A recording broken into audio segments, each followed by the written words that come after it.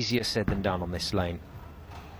Nice work, four-bagger for Moor, so he responds well to the challenge of Liew. Well, between last year's tournament and the Weber Cup in October, I've seen nobody better on this lane than Paul.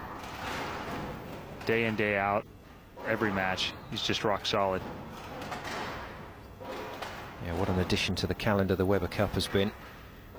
There's the line for Paul Moor. There's not a massive amount of difference between he and Alex Liew in terms of their delivery approach. But the Weber Cup has, well, it's just really set the Tenpin bowling world alight, hasn't it?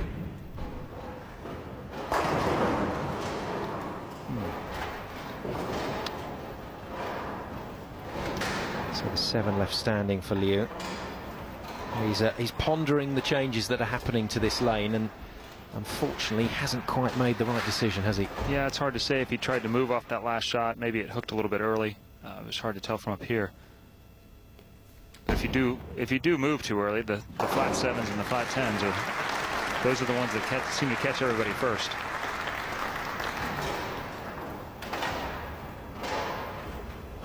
So Liew at the moment facing a deficit, 224, his maximum possible. And at 524 to the extreme right of that graphic, that's what he can get as an aggregate score over 2 games, but that's assuming that he strikes out from here and doesn't miss with a single ball. That's unlikely to happen, it has to be said. Paul Moor in good position though, 268 is his potential maximum in this first game. Looking at turning 4 into a 5-bagger.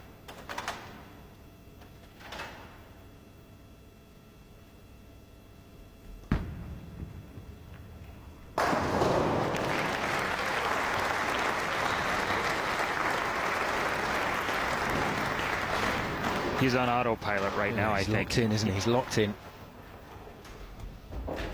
Just saw out the line.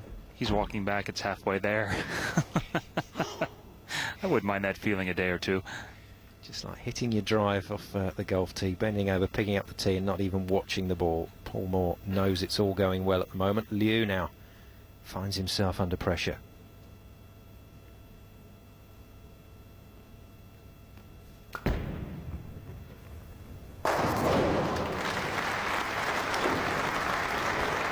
Good shot there, and very important. He needs to strike out in this game, and the way Paul bowled the second game last time, Alex may have to strike out from here on.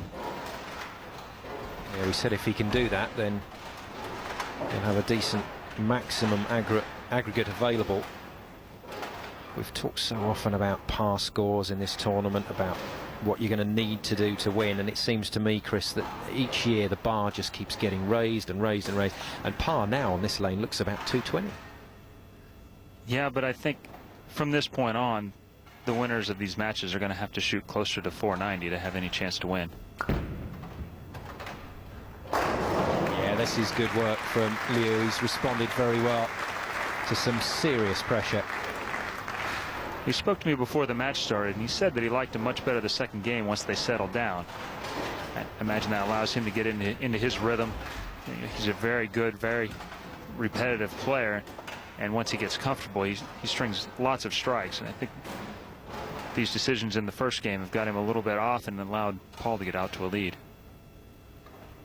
Yeah, a lot of the players say that that first game for them is almost like a foundation game, but unfortunately over a 2-game sprint you really don't have the luxury of trying to settle in. You've got to get going almost straight away.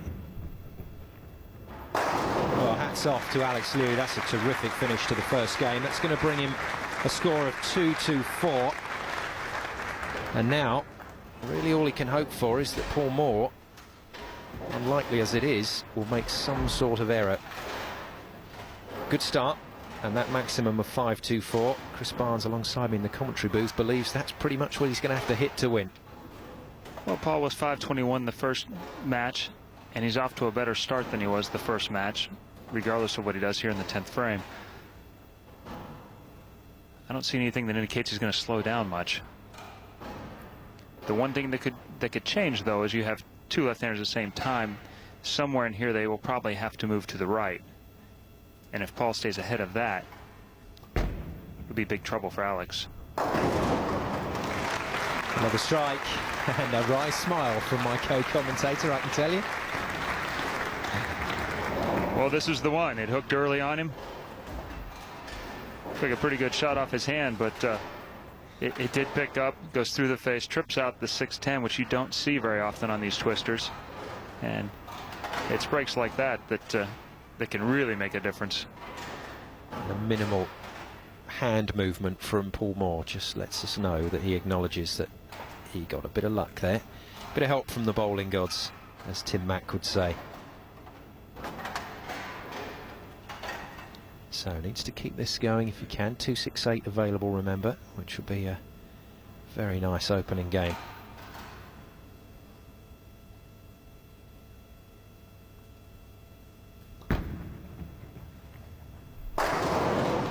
Looked like a nice adjustment, Chris. Yeah, I think he just moved the board right. He said his moves during this match will mostly be lateral, meaning right and left.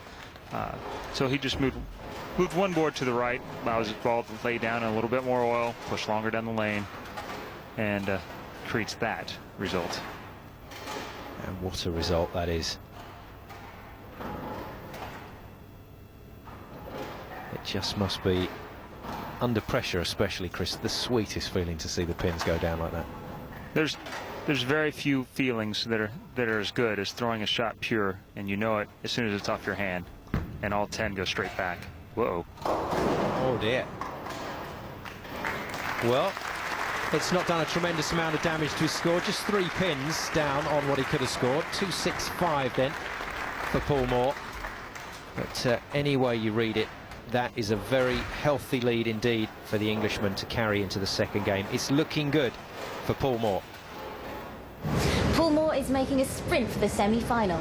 Can Alex Liew claw his way back? Join us for more after. Welcome back to the PartyPoker.net World's Tenpin Masters. As you can see behind me, the game is well underway. Let's go back for our commentary team for the second game.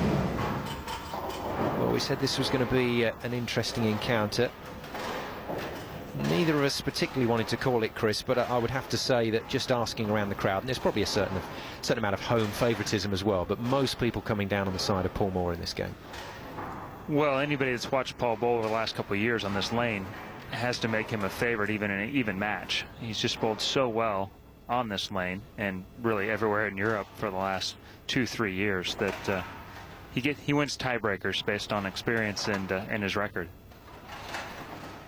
I must admit, when I talked to him last year and said, what are the main things that you're looking to get out of this year's tournament, and this, remember, having made the final the previous year, he said, in all honesty, the first thing I'm going to do is I'm going to find Chris Barnes, sit down for a coffee, and I'm going to talk 10-pin bowling with him. So did he do that? We sat down and talked a little bit, mostly through jabs back and forth, but I think he wants to exact a little bit of revenge if he gets the chance. I'm not sure I'm gonna be there, so I got another one of those dang two-handers. Yes, Mr. Belmonte awaits you in the semi-final. That's going to be interesting, but you dealt with Oscar Palermo pretty well, and he played some great bowls. Well, both these players are fantastic, and to think that they're 23 right now is it's frightening. Frightening. It is. I'm glad that I'm taking advantage of some opportunities now, because I'm not sure how much longer I can keep up.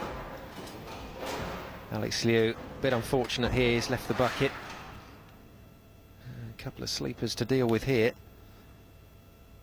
Just going to leave it. This is the place, but that ball got wide of target again, and just there's too much oil down lane for it to climb up over it. Nice work. Well, you mentioned getting on.